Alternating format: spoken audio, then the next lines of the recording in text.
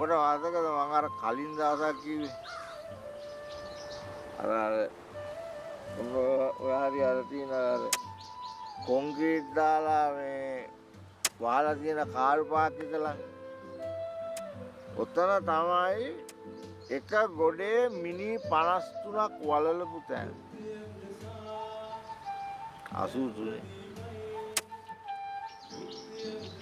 එතකොට අර මෙන්න මෙහාට මේ පැත්තේ එහාට මෙහාට වීසි කරපු මිනි ගණනාවක් වෙයි. තනක් නෑ හැමතැන. ඒ 88 89. ඒ තිබුණ මොකද්ද වගකීමෙන් ආරක්ෂා වීමේ පනත කියලා එකක් තිබුණා. අන්න ඒකයට තේවලු. කුණු මාළු වගේ එහාට මෙහාට වීසි කරපු කොල්ලන්ගේ කෙල්ලන්ගේ මිනි. ආයි අන්න අර පැත්ත